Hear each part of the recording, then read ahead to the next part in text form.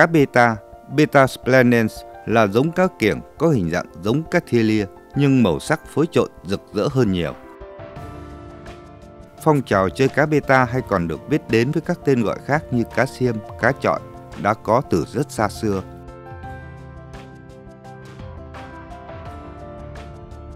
Hiện nay, thú chơi này càng phát triển mạnh mẽ với rất nhiều giống cá mới được lai tạo hay du nhập từ nước ngoài, kéo theo vô số người yêu thích và nuôi dưỡng loài cá xinh đẹp này.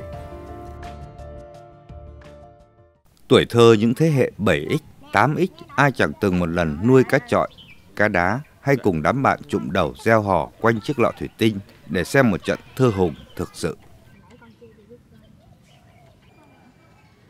Ai thắng thì lấy lệ. Con nào thắng thì người đấy lấy cả câu một tí mới thắng cơ. Đó đấy. Nghe nói là tí nữa chạy một bóng hả? Tên beta có nguồn gốc từ ikan beta, một ngôn ngữ địa phương của Malaysia. Hiện có đến gần 70 loài cá beta hoang dã phân bổ ở khắp vùng Đông Nam Á đã được phát hiện và mô tả. Loài cá này được thuần dưỡng từ lâu đời ở Thái Lan với mục đích chiến đấu, sau đó lan ra khắp thế giới. Cá được thuần hóa từ triều đại Sukhothai cách này khoảng 700 năm. Các văn bản vào thời trị vì của vị vua Ly Thai thuộc triều đại trên có đề cập đến việc đá cá bên lề các hoạt động thể thao.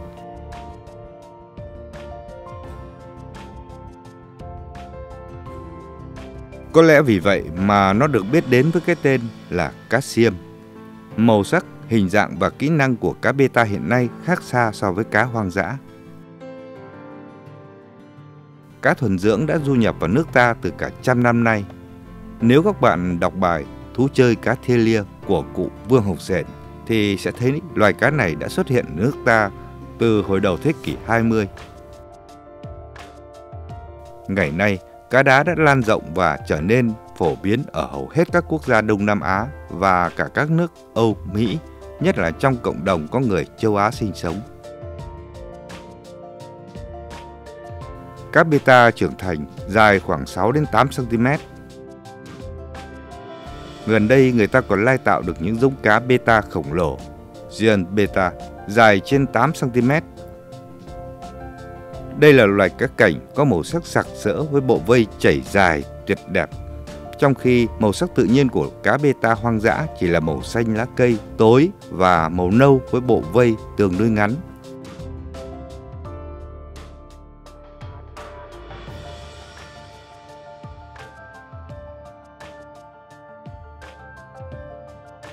Tất cả thành viên của chi beta đều có một cơ quan phức tạp trên đầu cho phép chúng lấy oxy trực tiếp từ không khí, bổ sung cho nguồn oxy hấp thu bằng mang ở dưới nước. Nếu không tiếp xúc được với mặt nước, cá beta sẽ bị chết đuối.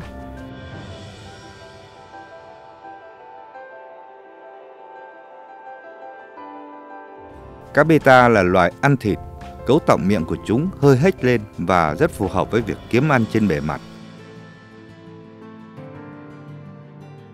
Trong tự nhiên, cá beta chủ yếu ăn phiêu sinh vật, bọ gậy và một số ấu trùng.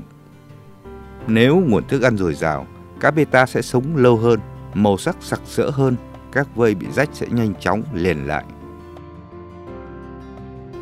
Vì vậy, khi nuôi cá beta thường cho ăn thức ăn sống như giun đỏ, bo bo, loang quang. Tuyệt đối không được cho chúng ăn thức ăn từ thực vật như viên thức ăn có bột ngũ cốc, có thể chúng sẽ chết. Cá beta từng được đặt biệt danh là trang sức của phương Đông do màu sắc tuyệt đẹp của chúng qua nhiều quá trình lai tạo. Trong tự nhiên, khi bị kích động, cá beta mới nổi màu rực rỡ. Còn cá thuần dưỡng hiện nay luôn có màu sắc mạnh mẽ như khi bị kích động, óng ánh, rực rỡ và thay đổi màu theo góc nhìn hay cường độ ánh sáng. Thông thường, người chơi cá beta chỉ chơi cá trống vì màu sắc và bộ vây lộng lẫy của nó. Cá mái tuy có thể lai tạo được những cá thể màu sắc rực rỡ như cá trống, nhưng bộ vây và thân hình thì không thể sánh bằng con trống.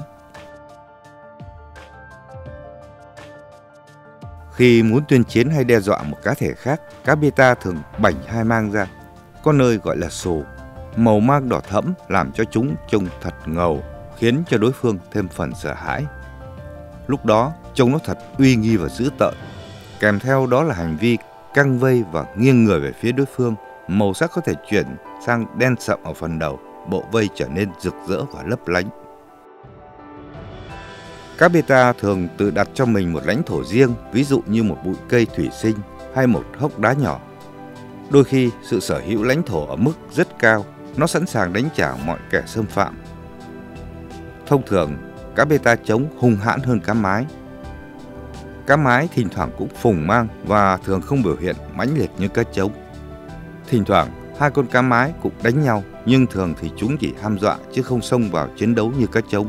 Chúng chỉ thăm dò chứ không cương quyết đánh đuổi đối thủ. Cá trống còn hung hãn đến mức độ xung đột với chính hình ảnh của nó ở trong gương. Vì vậy, tốt nhất bạn không nên để gương trong bể cá nuôi beta. Nó có thể bị tổn thương do chiến đấu với hình ảnh của chính mình trong gương. Khi hai con cá beta trống gặp nhau, chúng chiến đấu rất ngoan cường. Trận chiến chỉ kết thúc khi một con chịu thua và bỏ chạy. Chính vì tính hung hãn mãnh liệt của nó, cá beta đã trở thành một trò tiêu khiển của con người và đặc biệt là các bạn trẻ.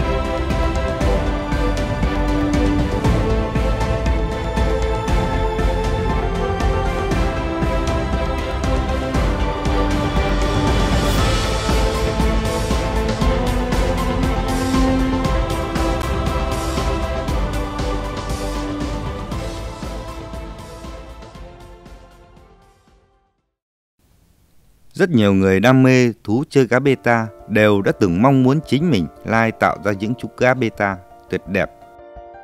Clip này sẽ hướng dẫn các bạn cách cho cá beta sinh sản, giúp các bạn có thể thỏa mãn đam mê thú chơi này.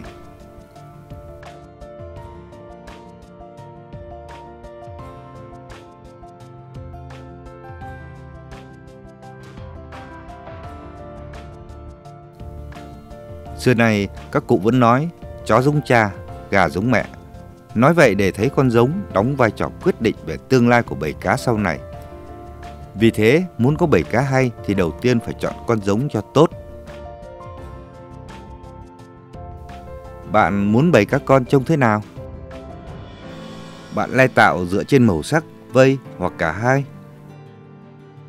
Một khi lai tạo có mục đích cụ thể, cần phải tìm kiếm cá bố mẹ có các đặc điểm cần thiết. Cá giống thường không có đủ tất cả các đặc điểm mà bạn mong muốn, nhưng các bạn hãy xem đây như là một công việc lắp ghép thú vị khi mà các bạn lai tạo để kết hợp các đặc điểm lại với nhau. Sau khi chọn được cặp cá giống và cả hai ở trong tình trạng sức khỏe tốt, chúng ta bắt đầu vỗ béo để chuẩn bị cho chúng sinh sản. Khi đã bắt đầu quá trình sinh sản thì không nên cho chúng ăn nữa. Để cá mái bên cạnh cá trống cho chúng nhìn thấy nhau. Quá trình làm quen này giúp chúng bớt rượt đuổi nhau khi thả chung để sinh sản.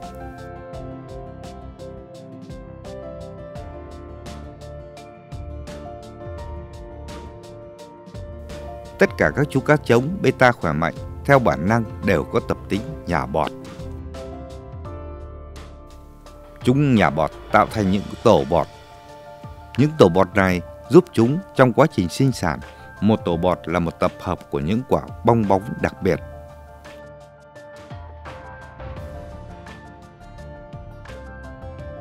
Cá trống trồi lên mặt nước, hớp lấy không khí, sau đó miệng của nó tiết ra một dịch để làm vỏ bóng, chứa không khí bên trong, rồi thổi những quả bóng này lên trên mặt nước.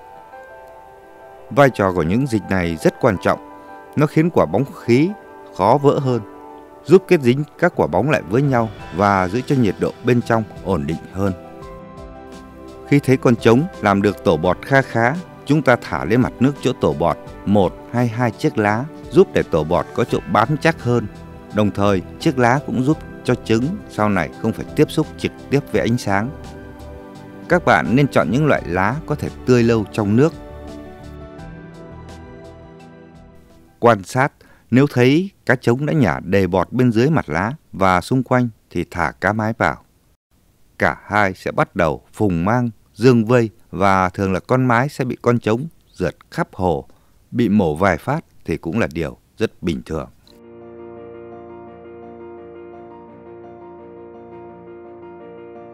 Cá mái sẽ quan sát cá trống nhả bọt ở một khoảng cách an toàn.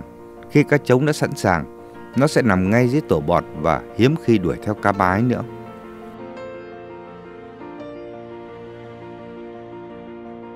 Khi cá mái sẵn sàng đẻ, nó sẽ tiến đến tổ bọt với cái đầu hơi trúc xuống.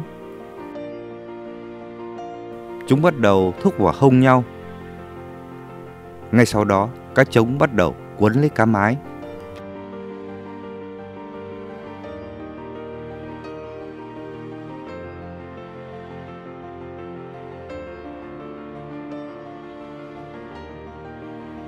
Cá beta giao phối theo một cách độc đáo được gọi là ép hay quấn.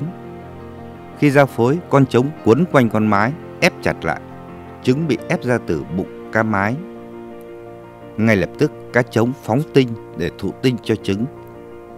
Trứng rớt xuống và cả hai con bơi xuống, ngậm lấy trứng và nhả lên tổ bọt.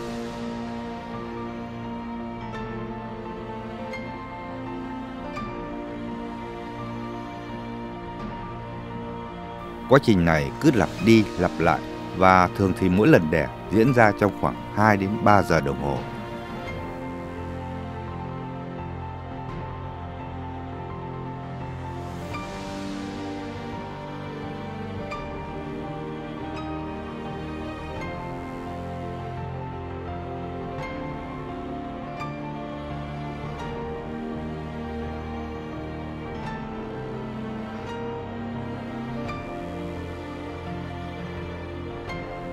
Khi cá trống cảm thấy đã đủ, nó sẽ đuổi cá mái đi và cá mái sẽ trốn vào trong đám dong hay tảng đá. Đây là lúc để vớt cá mái ra ngoài và đem đi dưỡng cho lần sinh sản kế tiếp. Nếu không, nó có thể sẽ ăn cho trứng vừa sinh ra.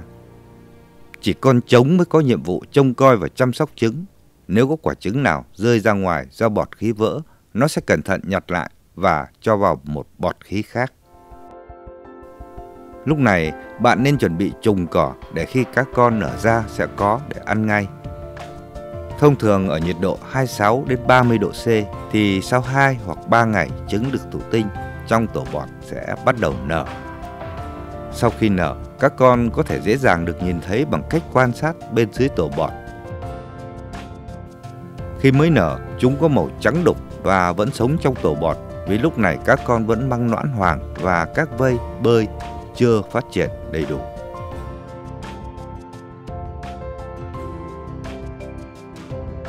Mỗi khi có con nào rơi khỏi tổ, cá trống nhẹ nhàng ngậm nó vào miệng và nhả lại lên tổ bọt. Đây có vẻ như là một công việc không có hồi kết. 2 đến 3 ngày sau, khi túi noãn hoàng của các con được tiêu thụ hết và các con bắt đầu bơi được trên mặt nước thì ta có thể vớt cá trống ra để dưỡng sức cho lần sinh sản kế tiếp. Bạn cũng có thể vớt cá trống ra muộn hơn một chút nếu chưa yên tâm về bầy cá con. Tuy nhiên, sau quá trình sinh sản, chăm sóc trứng và trông bầy cá con thì nó cũng đã mệt, nên tốt nhất hãy vớt cá trống ra ngoài vì lúc này bầy cá con đã có thể tự kiếm ăn. Sau khi vớt cá trống ra ngoài, bạn cho các con ăn chùn cỏ 2 đến 3 lần một ngày.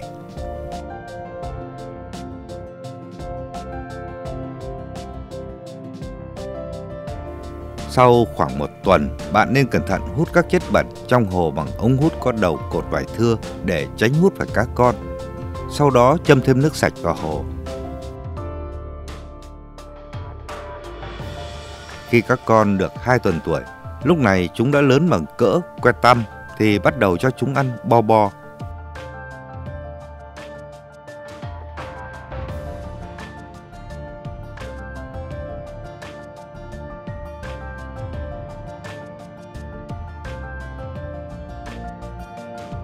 Và chỉ chừng khoảng hơn 1 tháng tuổi là chúng đã có thể bắt đầu ăn được chùn chì. Thời gian này cứ 3 đến 4 ngày bạn nên thay 20 cho đến 30% nước trong hồ. Vậy là bạn đã có một bầy cá beta con do chính mình tạo ra. Việc còn lại là chăm sóc thật tốt để cho chúng mau lớn. Chúc các bạn thành công!